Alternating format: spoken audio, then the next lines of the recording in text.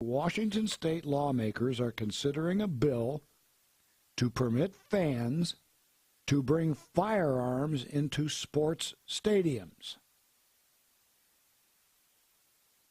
Can't make this up. Now, the NFL's been fighting it for years, but there are two sides to the story. And to get some perspective on the issue, I've asked gun law expert Edwin Walker to join us. He regularly advises lobbyists on firearms and self-defense issues. He testifies in front of lawmakers. He's frequently interviewed by local and national news outlets on current firearms-related issues. This is a local outlet, and Edwin Walker, welcome. We're glad to have you. Well, thank you for asking me. I appreciate being here.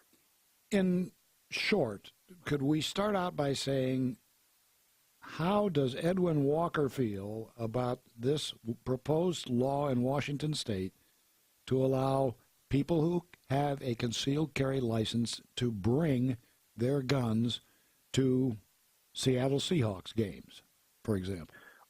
Well, the first thing is that you've hit upon the very, very, very important qualification that most people gloss over, and we find this with regard to gun laws nationwide. Whenever there's a gun law that proposes something new or something that is an alternative to the status quo, which the current status quo is that folks cannot bring handguns to professional sporting events, that anytime there's a change, the media reports it as this wholesale change that applies to every person, and there's going to be drunk, crazy people shooting at each other in the stands. The most important thing to remember is that almost every single one of these propositions, whether it's campus carry in the state of Texas or whether it is going to a professional sporting stadium in Washington state, the qualification is that it only applies to license holders. So, and that is something that the anti-gun folks and the media always fail to report. They make it seem that it's going to apply to everybody. Everybody bring your gun. No, only license holders will be allowed to carry their guns in, which what this law does is it just simply takes professional sporting events off of the list of places that are prohibited for license holders to carry their handguns. Now, my own view is that I'm all for public safety. I'm all for people being allowed to have the tools available for them that would put them in the best position to be safe from a particular attacker, a robber, a sexual predator, that they have the tools available to make them safe. And so I support any law that makes it, that expands the places where license holders can carry their guns. Now, what everybody seems to be upset by, or what everybody is focusing in on and they're not understanding, is that whenever you have a place, whenever you have an individual who is a license holder that is carrying their handgun and they go to a location that is a handgun prohibited place, like a sports stadium, you have effectively disarmed them from the moment they leave their house until the moment they arrive back at their house. And so the issue is not whether or not a license holder needs, and I'm using my air quotes now, whether they need their handgun at the stadium. The issue is, do they need their handgun in getting to the stadium and getting back home from the stadium? And a lot of people out there take public transportation to get to sports arenas. And so that means that they're disarmed going to the place where they get on the bus or the train or the subway. They are disarmed while waiting for the bus, subway, or train. They are disarmed while riding the subway, bus, or train, and they're disarmed while returning home from that. And so that's the important part about to remember, is that license holders are not wanting to bring their guns into games because they think that the game itself is a dangerous place. They want to be able to carry their gun because they will go through dangerous places in order to get to the stadium and back home from the stadium. And, of course, arguably, inside the stadium, security is not perfect. You and I both know that. They do a pretty good job at the NFL and professional sporting events of all kinds. But there's always that possibility that a bad guy with a gun is going to get in there. And if there's a bad guy with a gun in there, I want a good guy with a gun to be very close by. I'm very much pro Second Amendment. But Right. And the thing about it is that the law will still make it illegal for a non-license holder to bring their firearm into the stadium. Well, let's look at only an exception for license holders. Let's look at the NFL's reaction to this. One of the things that has always conflicted in not just in NFL or other professional sports, it's all over the place, that there are certain jurisdictions where cops are required, when off duty, to be armed when they're outside their home. And this, of course, flies in the face of many laws that people, prohibitive laws that people have, in my opinion, mistakenly passed.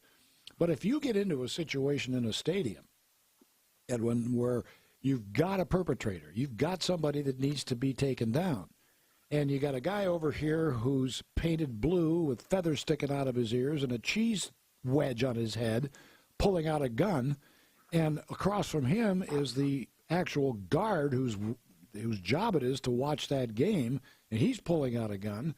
There's a possibility, and this isn't funny, but there's a possibility the guy wouldn't know which one to shoot.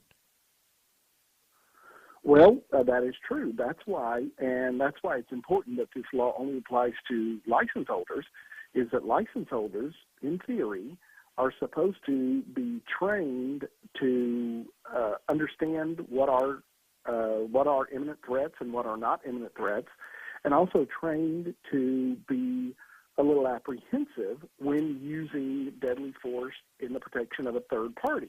Now, obviously, if you're the one who has got the unlawful deadly force that's being used against you, you have 100% accurate information.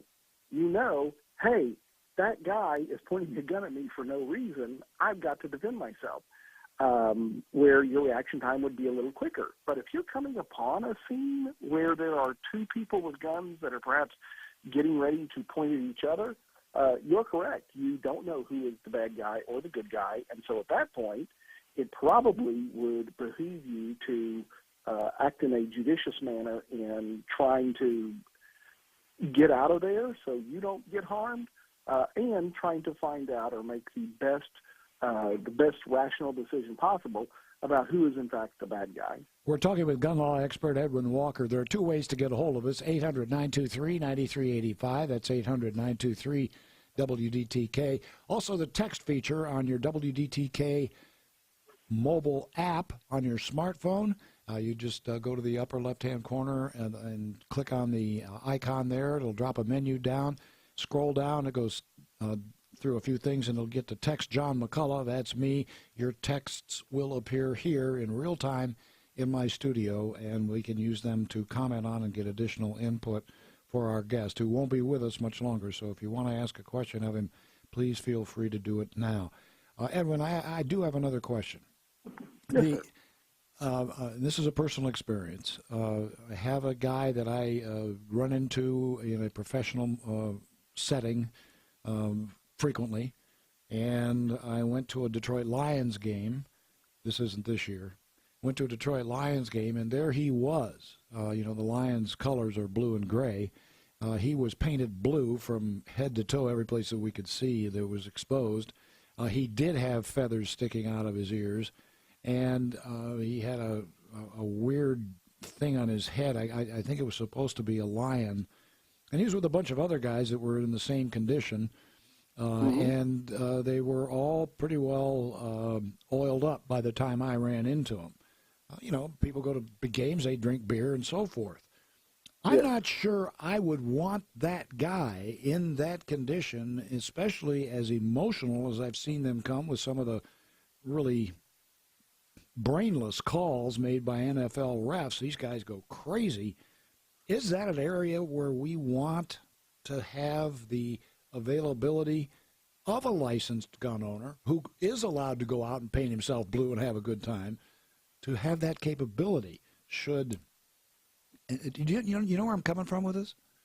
Yes, but every state that has license to carry, which is every state, except for Vermont. Vermont doesn't require a license to carry, but every state has a provision that says that it is a violation of the law. It's a criminal offense for which somebody can be arrested, prosecuted, convicted, and lose their license.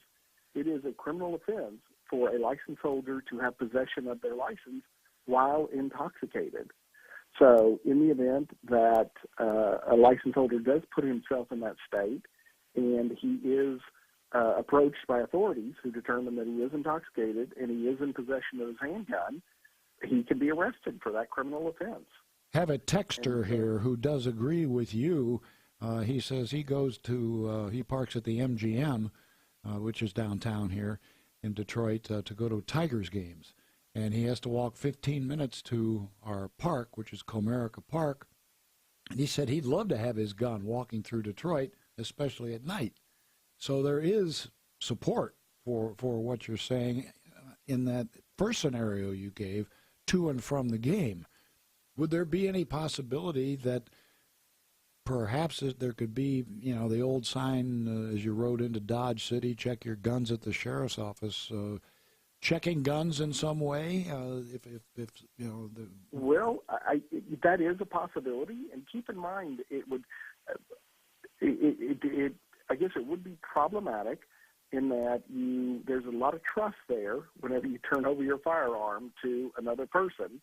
So there are trust issues. Also, if it is a small number, then I guess logistically it could be done.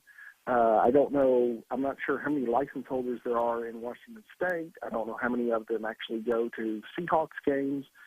And so that, since not everybody is allowed to bring their gun, we are dealing with a very, very small percentage of people, and then an even smaller percentage of people who would be actually attending Seahawks games.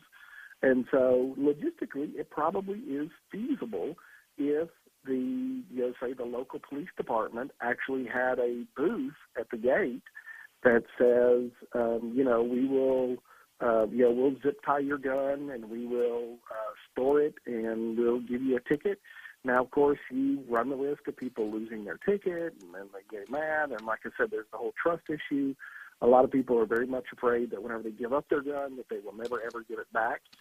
But in theory, if that's the law, if the law says, look, we are giving you a privilege to bring as a license holder, to take professional sports stadiums off the list of prohibited places, but we have an additional condition you have to abide by, and that is that you have to allow the police to disarm you and store your weapon during the period that you're actually inside the stadium gates. Then that would be a decision that the particular legislative body would have to consider and get arguments pro and con before passing. But in theory, it could be done. Well, gun law expert Edwin Walker, you've been very informative on this issue, and I only have like 30 seconds before a hard break. Do you have a feel for how this thing's going in Washington and what's going to happen with the discussion once it begins in January? Well, keep in mind, Washington is a quote-unquote blue state, and so, it's pretty doubtful that it will get passed. However, in a good old-fashioned red state, like me here in the state of Texas, or heck, even you in the newly minted red state of Michigan, could possibly get it passed through a red state legislature, a very pro-gun legislature. Edwin Walker, thanks so much for being with us, and thanks again for pointing out that we are, in fact, a red state once again, and that's a good feeling. And we'll be calling on you again sometime in the near future. Okay, well, thank you, sir. It's been my pleasure, and I really appreciate you having me. And likewise.